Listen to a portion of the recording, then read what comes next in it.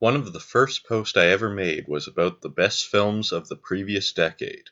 So now I've decided to go back and do 2000 to 2009. Last time I gave 3 honorable mentions before giving my film of the year for each year.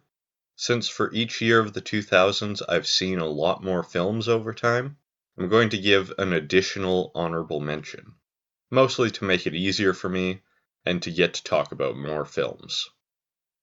2009.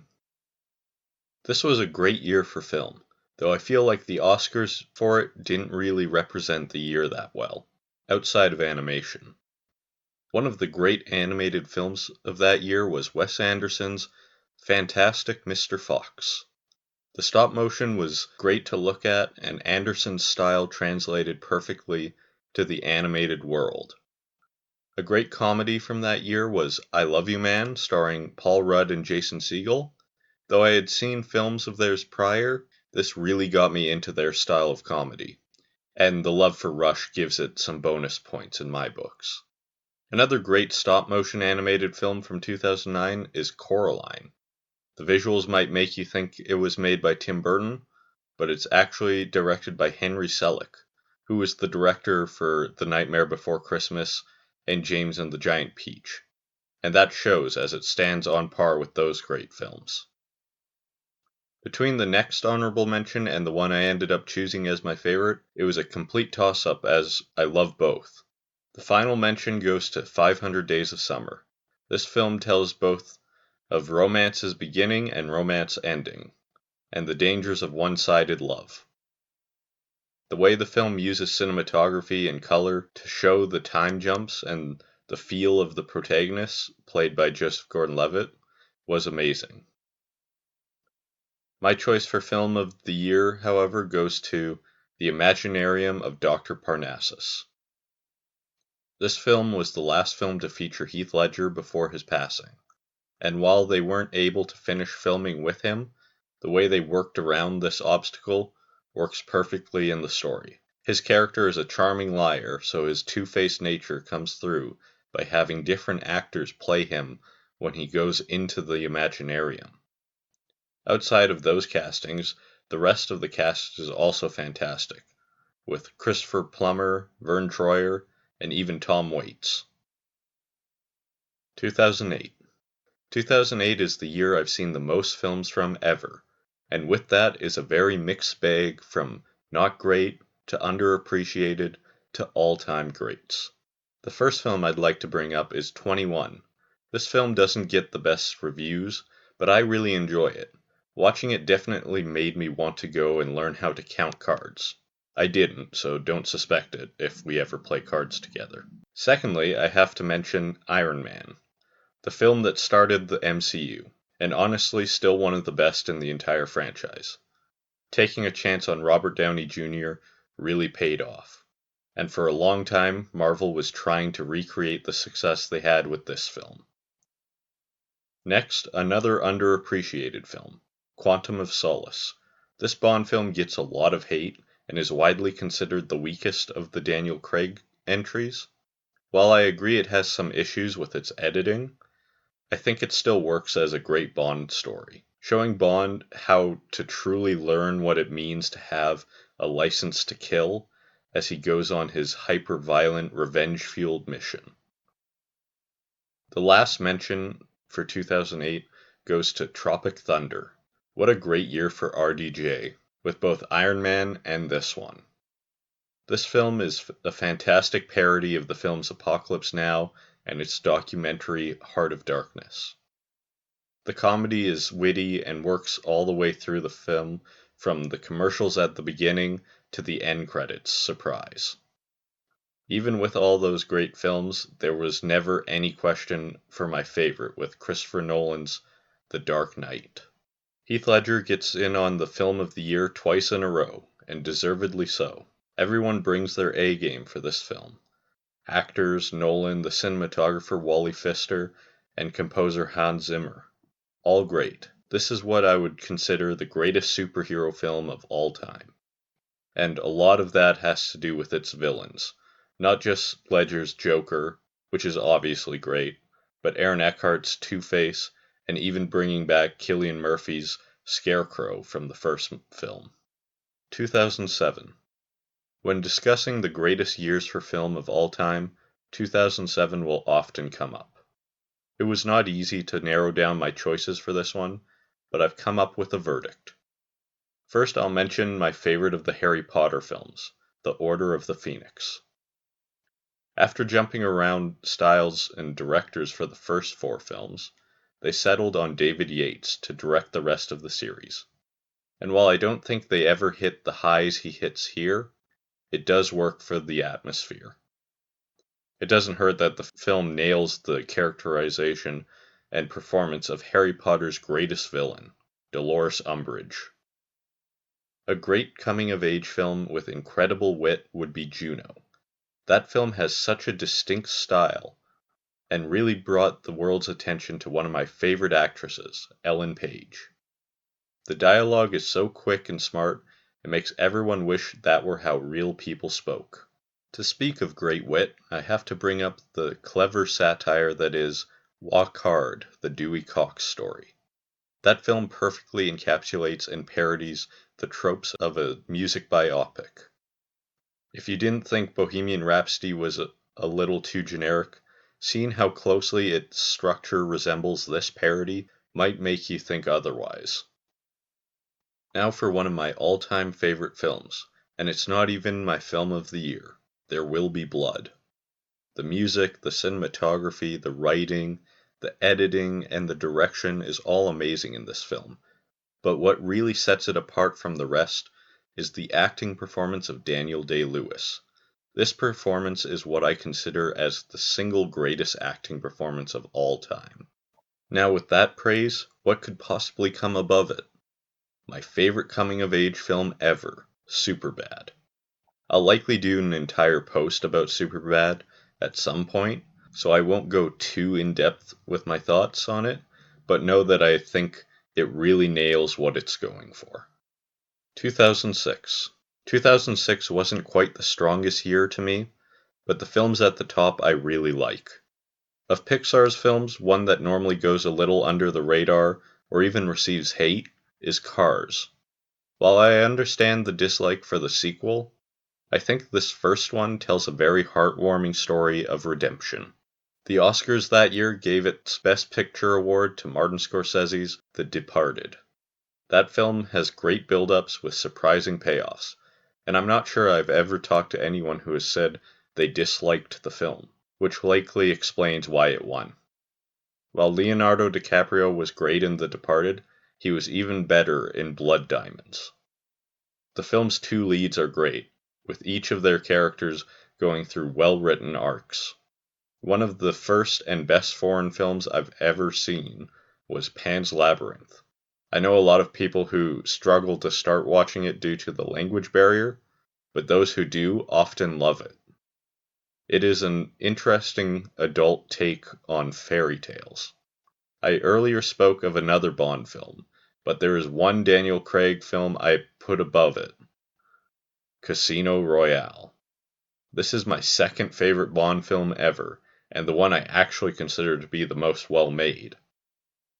The introduction to the new Bond and the new start to the franchise is masterfully done by returning Bond director Martin Campbell.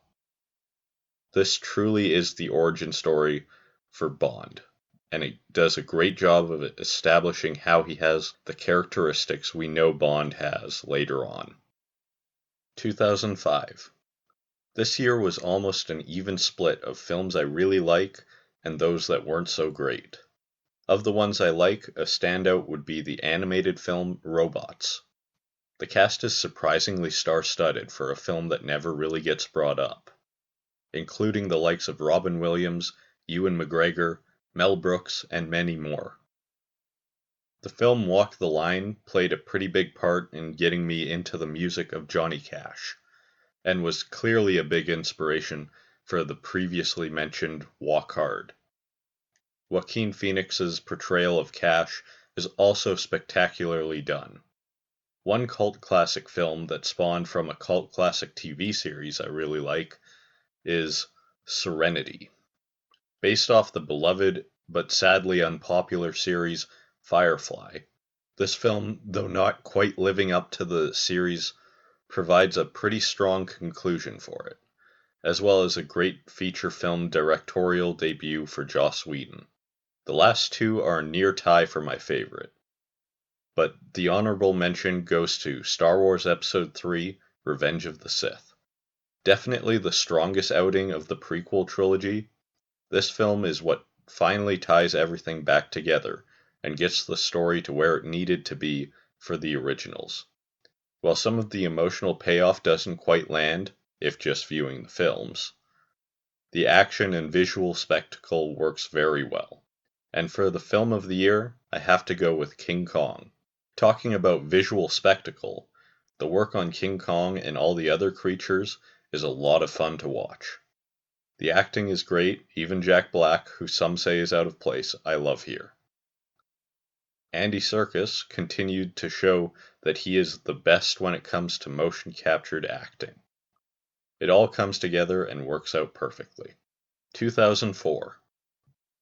As you will see from my upcoming picks, this was a strong year for comedy. First we have Napoleon Dynamite.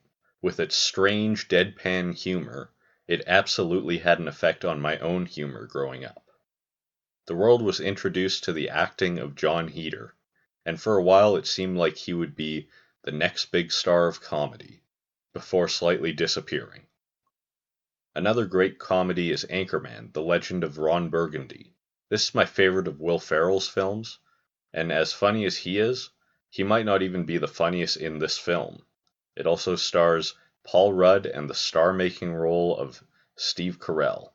This movie is endlessly quotable, and if you look on any popular page on the internet, you'll likely find someone saying something from the film.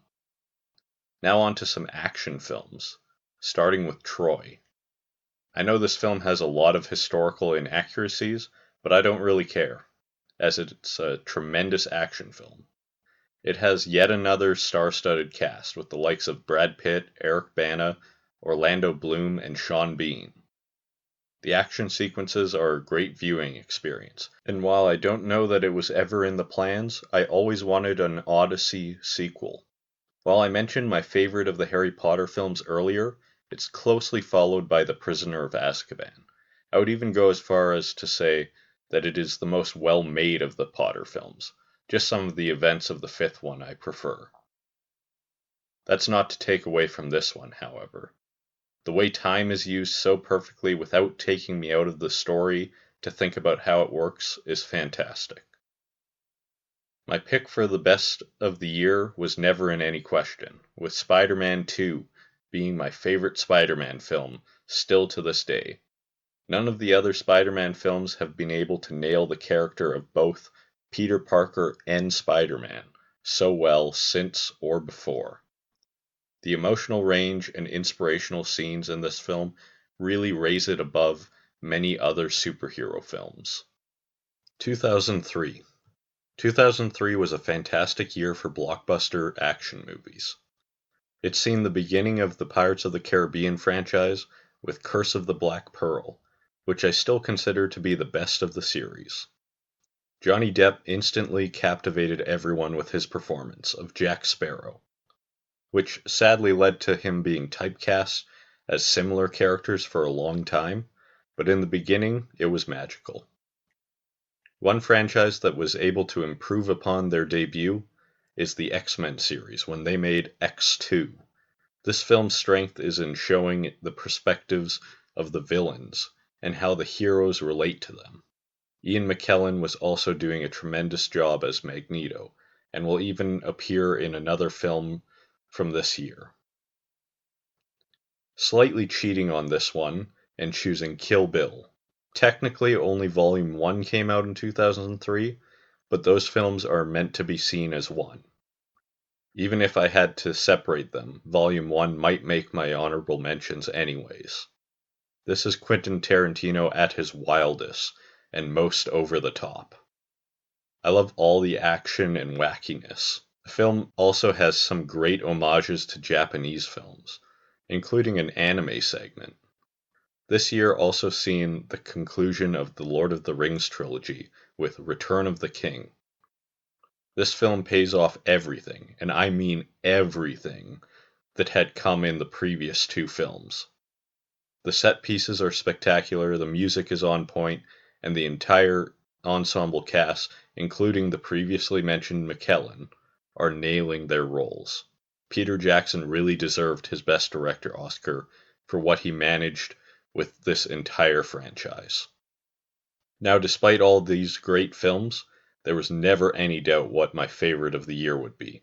It is Tim Burton's Big Fish. This is my favorite film of all time, and I plan to eventually do an entire post on it, so I won't go too in depth, but I will say the cast is fantastic, the setting is beautiful, and the story is both heartwarming and tear-jerking. 2002. At this point I was pretty young, so the list of films I've seen from each year is populated more and more with children films, but often we can find some great ones in there. One of those children films is Scooby-Doo. A bit of a strange one, and it definitely shows that it's written by James Gunn. It's got that Guardians of the Galaxy humor all over it, and has some pretty mature jokes hidden within. As weird and wild as it is, it's hard not to have some fun with it. Stepping away from the children films for a bit, we get Austin Powers and Goldmember. This film is just a lot of fun and non-stop jokes. Mike Myers does a great job playing 4 different characters, each one very unique. On top of that is a train of celebrity cameos throughout the film, from Britney Spears to Tom Cruise. Now for another weird and wacky film, we have Adaptation. This is a film about writing the film adaptation for a novel. It stars Nicolas Cage as the writer, and while I don't normally like Cage, he does a great job here. The less said about this film, however, the better. If you haven't seen it yet, do yourself a favor. Now we've made it back to the complete opposite from children films, with Martin Scorsese's violent film, Gangs of New York. This is another film where Daniel Day-Lewis completely steals every scene he is in. Not to take away from some other great performances from Leonardo DiCaprio, John C. Reilly, and Liam Neeson. My film of the year, however, returns to the realm of family films, with my all-time favorite animated film, Spirited Away. I'm also already working on something relating to this film, but I will say that Hayao Miyazaki and Studio Ghibli really put more effort into the quality of their animations than even companies like Disney and DreamWorks. 2001. For this year, my picks include some cult classics and one big blockbuster hit. For starters, we have Wet Hot American Summer. This movie is a very weird, absurd parody of summer camp movies. It stars a lot of actors who weren't well known at the time, but are now some of the biggest names, like Paul Rudd and Bradley Cooper. Heath Ledger comes up on this list yet again with A Knight's Tale. This film is very charming, with a lot of laughs. It also has a lot of great underappreciated actors like Paul Bettany, Mark Addy, and Alan Tudyk. A film that might be the cult classic is Donnie Darko. That film was not received very well and wasn't very popular, but over time the word got around of how good it is, and people came around to it. It put Jake Gyllenhaal on the map for me, and he's now gone on to have a terrific career. As for the big blockbuster pick, it's The Lord of the Rings: The Fellowship of the Ring. This is my favorite of the trilogy, and with the extended edition it only gets better. Of course, this one comes a little higher, with my favorite character Boromir featured most prominently in this one. If you've seen or read my post about the films from the 2010s, you'll know I mentioned some of my favorite musicals, but I never got to the one I consider my all-time favorite, because it came out in 2001. Moulin Rouge. The music in this film is modern, but the setting is early 20th century, which is a bit of a calling card for director Baz Luhrmann. I have to thank my sister for turning me on to this one. Great choice. 2000. We finally get to the start of the decade. And what a tough year to choose from, with many underappreciated gems.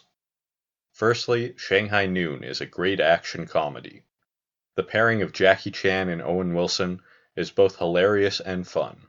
Jackie Chan's stunts were still at his best here.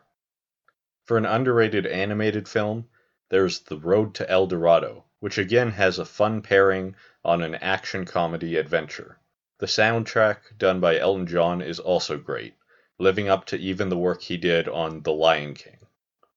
One that gets a little more appreciation is American Psycho, and what a movie that is. The characterization of Patrick Bateman and his descent into narcissism and madness is so much fun to watch. This might be Christian Bale's best acting performance, though he has so many great ones, it's tough to say for sure. Some of my favorite films of all time were directed by the Coen brothers, and that was seen in my posts about the 2010s, but not so much here, until we get to Oh Brother, Where Art Thou? This film about a con man escaping prison and making his way back home did some great things for cinema from a technical standpoint, on top of just being a great film. The whole film is color corrected to appear more yellow, making the scenes warmer. My last pick for film of the year goes to M. Night Shyamalan's Unbreakable. If you haven't seen it, I don't want to spoil it for you, and if you are familiar with Shyamalan's work, you know he likes a good twist. To keep it vague, this film is a great commentary on its subject matter. So those are my picks for the best films of the 2000s. Unlike with the 2010s, I don't have any one director with multiple favorites of the year, but Peter Jackson does have one and another two honorable mentions. Not to mention The Two Towers was right up there for 2002. So I guess that makes him my favorite director of the decade. I hope this post gave you some movie suggestions you might want to check out. What are some of your picks for films of the 2000s?